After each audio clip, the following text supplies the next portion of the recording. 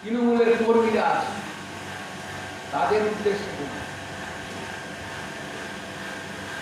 BJP কেন্দ্রে কি করছে আমরা হ্যান্ডেল দিয়ে তা বলে দিচ্ছি। আমাদের প্রদেশ সংগঠন, জেলা সংগঠন, তারা প্রত্যেক কর্মীর কাছে পৌঁছে দিচ্ছে যে কেন্দ্রের সরকার মানুষের উপরে, সাধারণ মানুষের উপরে কি বঞ্চনা সৃষ্টি করছে, বলছে এক, করছে আরেক। পশ্চিমবাংলায় 600 কোটি টাকা, কিন্তু কেন্দ্রে লক্ষ লক্ষ লক্ষ লক্ষ লক্ষ লক্ষ কোটি টাকা শুধুই প্রচার। প্রত্যেক মানুষের নামে 6,000 টাকা করে চলে যাচ্ছে, প্রত্যেক মানুষের নামে 20,000 টাকা করে চলে যাচ্ছে, প্রত্যেক মানুষের মুখ দেওয়া হচ্ছে, কুসুর দেওয়া হচ্ছে। পেয়েছেন কেউ? কেউ পাচ্ছেন? এটা একটা প্রচার। এই প্রচারের বিরুদ্ধে আমাদের লড়াইটা আজকে মিটিং। আজকে আমরা যেখানে সভা করছি এই প্রচারের বিরুদ্ধে। যদি বাস্তবতা থাকে নিশ্চয়ই মেনে নেব, বাস্তবতা না থাকলে আমরা মেনে নেব না। এটাই আমাদের স্থির সিদ্ধান্ত। দুটি শক্তি প্রবলভাবে তৃণমূলকে ব্যাঘাত করার, আঘাত করার চিন্তা ভাবনা করে, আর সেই কালো দিনটা আবার হয়তো ঘনিয়ে আসতে পারে। আমরা যারা তৃণমূল করছি, 21 সালে বিধানসভা নির্বাচন হয়তো এপ্রিল মাস, মে মাসে শেষের সময় আসে। এই মে মাসে হয়তো প্রথমের দিকেই বা দ্বিতীয় সপ্তাহের দিকে বিধানসভার তারিখ ঘোষণা হতে পারে। আরো কর্মীর উপস্থিতি আজকে আশা করছিলাম। যারা এসেছে তারাই আমাদের মুখপত্র, তারাই আমাদের সংবাদপত্র, তারাই আমাদের প্রচার মাধ্যম। বহু পঞ্চায়েত আছে আমাদের, 15টা অঞ্চলে গ্রাম পঞ্চায়েত সদস্য, পঞ্চায়েত সমিতির সদস্য, জেলা পরিষদের সদস্য, অঞ্চল প্রধান, পঞ্চায়েত সমিতির সভাপতি, কর্মাধ্যক্ষ, অনেক অনেক অনেক অনেক। আজকে তাদেরও উপস্থিত থাকা কিন্তু উচিত ছিল এবং এই ভাইটাল সভাটা অত্যন্ত জরুরি। আসেননি, কেন আসেননি তা জানি না। তা আজকে আমি শিউলি সাহা বিধায়ক খুব ভালো কাজ করে, মানুষের ব্যথা বোঝে, মানুষের অন্তরের কথা বুঝে কাজ করার চেষ্টা করে, মিথ্যা কথাকে প্রশ্রয় দেয় না, ধর্মীয় ভাবের মধ্যে আছে। আমি দেখেছি, আমি নিজে দেখে যেটি উপলব্ধি করেছি। একবার উনি আমার মন্দিরে গেছেন, তো একজন ফোন করছে, আমি অবাক হয়ে গেলাম। আমি সেদিন ভেবে দেখেছিলাম যে এতটা সততা না থাকলে এত বড় জায়গায় যাওয়া খুব কঠিন। ফোন করছে, তাকে বলার কথা নয় যে আমি মন্দিরে আছি, বললেন যে আমি মন্দিরে আছি। পরে বললাম যে আপনি মন্দিরে আছেন বলে বললেন না, বললে দেখুন আমি বলতে পারলাম না। আমি এই ঈশ্বরের মন্দিরের কাছে দাঁড়িয়ে, তার কাছে দাঁড়িয়ে আমি মিথ্যা কথা বলবো? আমি সেদিন ওনাকে শুনেছিলাম যে বাস্তব মুসলমানরা মুসলিম ধর্ম পালন করবে, হিন্দুরা হিন্দু ধর্ম পালন করবে, বৌদ্ধরা বৌদ্ধ ধর্ম পালন করবে, খ্রিস্টানরা খ্রিস্টান ধর্ম পালন করবে। এটা তো স্বাভাবিক ধর্ম। জন্মগত অধিকার আমরা সবাই মানুষ, কিন্তু জন্মের পরে তার ফ্যামিলি যে ধর্মে দীক্ষিত সেই ধর্মের সঙ্গেই সে যুক্ত হবে, এবং তার যদি ঈশ্বরের নিষ্ঠা না থাকে, ভক্তি না থাকে, তার ধর্মের প্রতি তার বিশ্বাস না থাকে, তাহলে তাকে কাফের বলা। তো আমি দেখেছিলাম যে হিন্দু ধর্মের মানুষ হয়ে হিন্দু ঈশ্বরকে কিভাবে মানতে হয়, একটা মিথ্যা কথা সামান্য বলাই দিতে পারে, বলেনি। কত বড় ধর্মীয় আবেগপ্রবণ হলে তবে বলা যায় বিজেপি দেখাচ্ছে আমরা হিন্দুত্ববাদে বিশ্বাসী। আমি তো তার চলল প্রমাণ, এর থেকে বড় হিন্দুত্ব হতে পারে, যেটা ধর্মীয় স্থানে বসে থেকে বলতে পারে যে আমি মন্দিরে আছি। আমি অবাক হয়ে গেল, বিজেপি এর থেকেও বড় হিন্দুত্ববাদ দেখায়। আজকে আমরা যারা তৃণমূল করি, উত্তমানন্দ আজ খুব ভালো ছিল, নিজে কামেশ্বর শিবের পূজা, এখানে অনেক মুসলিম ভাই আছে, মুসলিমদার আছে, তার ছেলে আছে, অনেকে আছে, সন্ধ্যাবেলা নামাজ পড়ে এবং মিনিমাম 5 ওয়াক্ত করে নামাজটা পড়ে। এদের থেকে বড় মুসলিম ধর্ম লোক কি বিজেপিতে আছে? আমি সেটা জানি। এখানে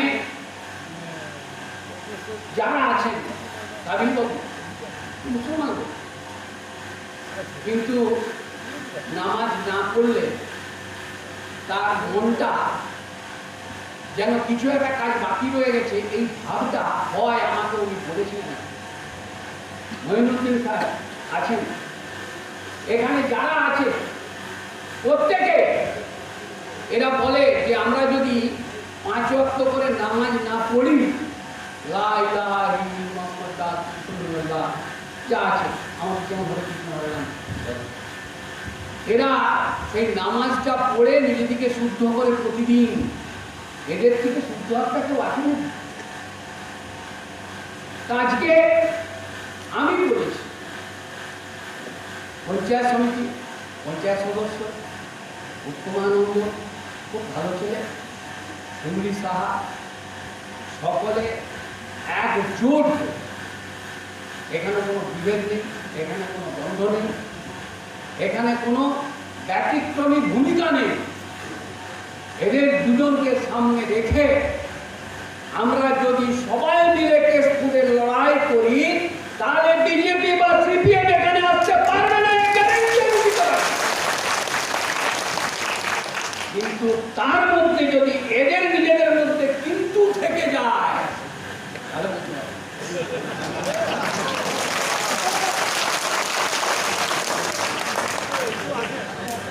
এদের নিশ্চিত করতে হবে কর্মীদের যে আমরা আমরা কোনো কথা শুনবো না। সমস্ত পঞ্চায়েত সদস্য, অঞ্চল প্রধান, জেলা পরিষদ, পঞ্চায়েতের সভাপতি, যে যা করেছো এখন থেকে এক হয়ে সবাই মিলে একই ছাতার তলায়, উত্তমানন্দের ছাতার তলায় এসে বসে রাজনীতিটা করে 21 সালটা পার করতে হবে। এইটি হবে আজকের শপথ।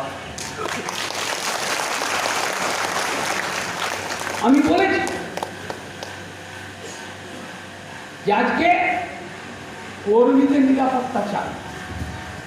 যদি কর্মীর নিরাপত্তা আমরা দিতে না পারি, তাহলে আমরা নেতা নই। একটা কর্মী 1 নম্বর অঞ্চলে বিজেপি বয়কট করে চাই 2 মাস। লাঠির জন্য বিস্কুট কিনতে গেছে, তার বিস্কুটটা ছাড়িয়ে দিচ্ছে। এই চিত্র এখন বর্তমান সময়ে সেই ভদ্রলোক এসে আমার কাছে কান্নাকাটি। আমি পিয়াশালায় যারা গেছিলেন শুনেছেন, আমি পুলিশকে বলেছি, আমি বলেছি সরকার আমার আছে, এবং এই পুলিশকে নিরপেক্ষ কাজ করার জন্যে আমার সরকার দায়বদ্ধ। এই যুগে দাঁড়িয়ে, এই সময়ে দাঁড়িয়ে হয়তো একটা 4 বছর 5 বছরের বাচ্চার হাত থেকে বিস্কুটের প্যাকেট ছাড়িয়ে দিবে, আমরা মরে গেলাম। ভাববো না? পুলিশ আমার সঙ্গে 1 ঘন্টা কথা বলছে সেই দিন রাত্রেবেলা। আমি তাদেরকে বলেছি যে শুনুন, আমি আমার নেতৃত্ব দিকে জানাবো। আমার এই দিন কয়েক আগে, 2-3 দিন আগে জেলায় মিটিং ছিল। আমি লিখিতভাবে অজিত ভূঁইয়ার কাছে জানিয়েছি, সভাপতি তার কাছে জানিয়েছি 3টি জিনিস। 1, কর্মীদের নিরাপত্তা দরকার। এই জন্যে পুলিশকে নিরপেক্ষ দৃষ্টিভঙ্গিতে কেশপুর এবং আনন্দপুরে কাজ করতে হবে। কোন বিজেপির দালালি করে নয়। ওরা কি ভুলে গেল? ওরা ভেবে নিয়েছে তৃণমূল চলে যাচ্ছে, বিজেপি আসছে, তাই দালালি করতে শুরু করেছে। যত বড় সুপারস্টার কেশপুরে আসুক, আপনারা যদি তৃণমূলের সঙ্গে থাকেন, মমতা ব্যানার্জির সঙ্গে থাকেন, মমতা ব্যানার্জি যদি দীর্ঘদিন ক্ষমতায় থেকে তিনি যদি আপনাদের কাজ কিছু করে থাকেন, তাহলে আমার মনে হয় বিজেপির হুঙ্কারটা হুঙ্কার নয়। এবং সেই জায়গায় আপনারাই প্রতিষ্ঠিত হবেন। এবং অজিত ভূঁইয়াকে বলেছি, পুলিশের ব্যবস্থা আপনি করুন। যারা যারা আনন্দপুর, অজিত ভূঁইয়া মারা গেছে, হ্যাঁ ঠিক ঠিক, অজিত মাইতিকে বলেছি যে পুলিশকে ঝাড়ফুঁক করো।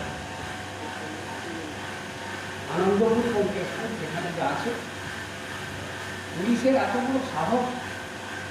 আমার সঙ্গে 1 ঘন্টা কথা বলি।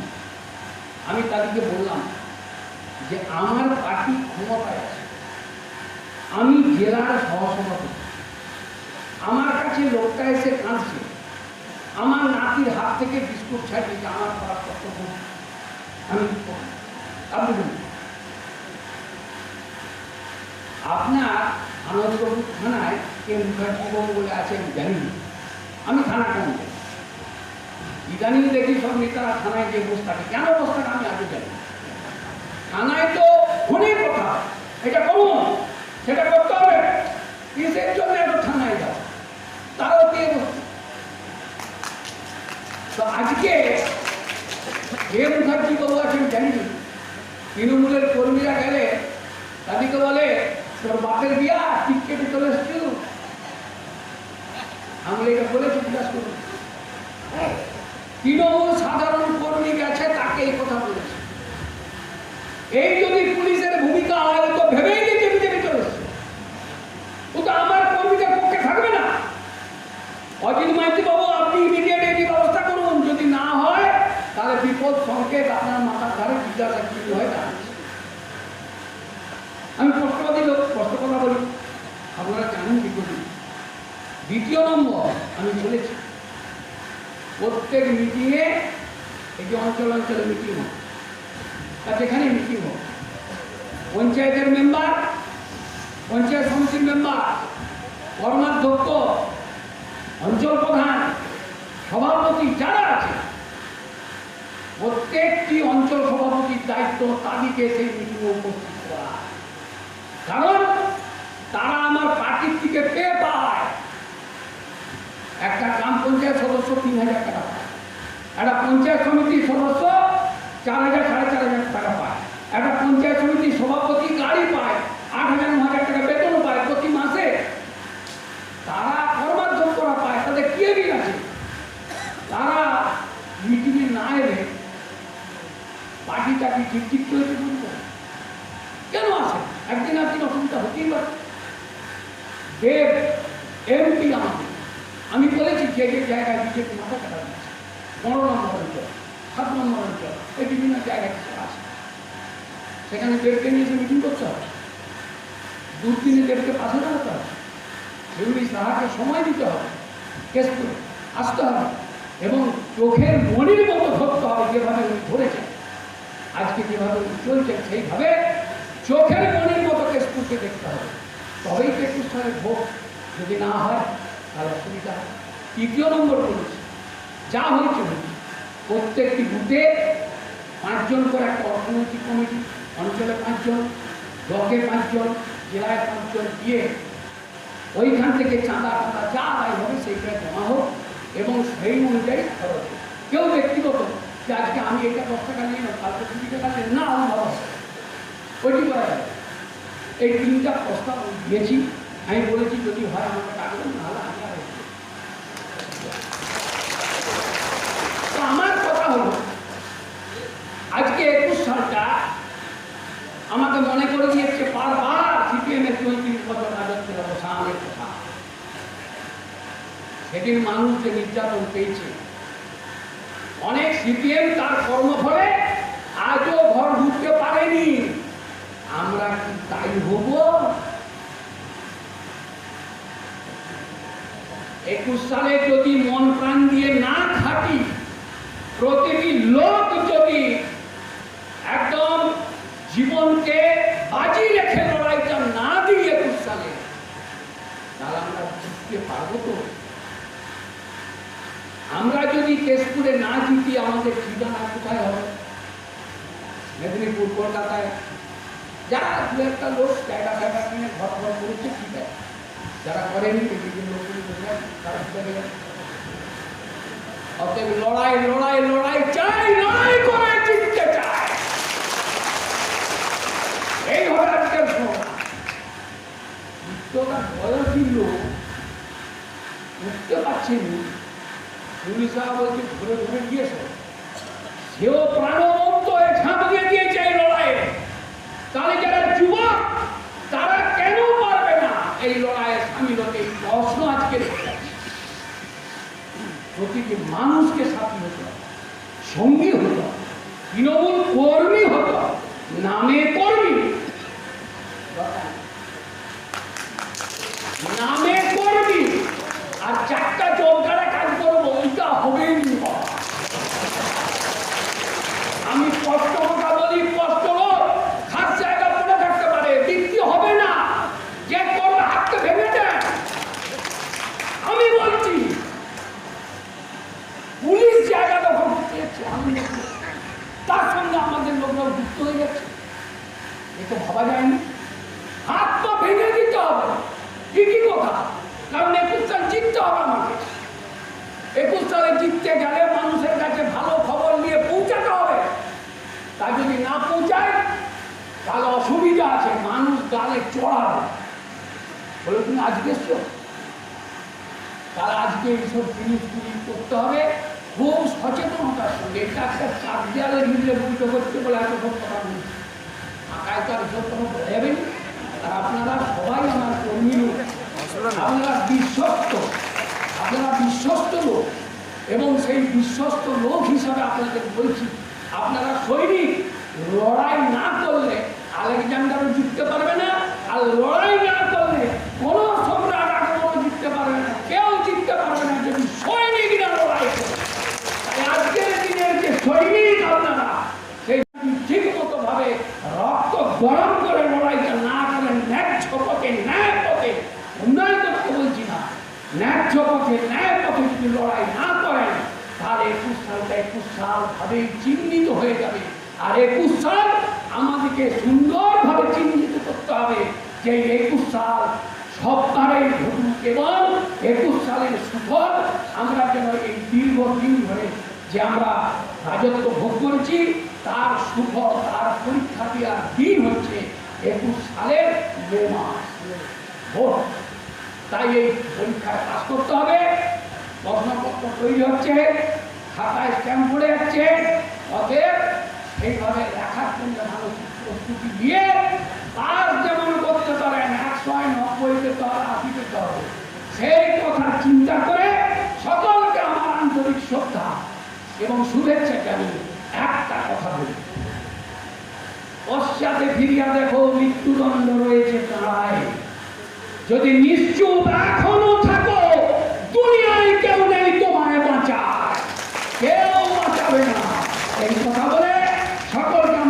শ্রদ্ধা কৃতজ্ঞতা শুভেচ্ছা জানিয়ে আজকে বক্তব্য শেষ করছি। সবাই মায়ের কৃপায় ভালো থাকুন, সবাই সপরিবারে ভালো থাকুন। যুদ্ধের আশায়, যুদ্ধে আমরা জিতবই আশা নিয়ে আমি আমার বক্তব্য শেষ করছি। নমস্কার, জয় হিন্দ, বন্দে মাতরম।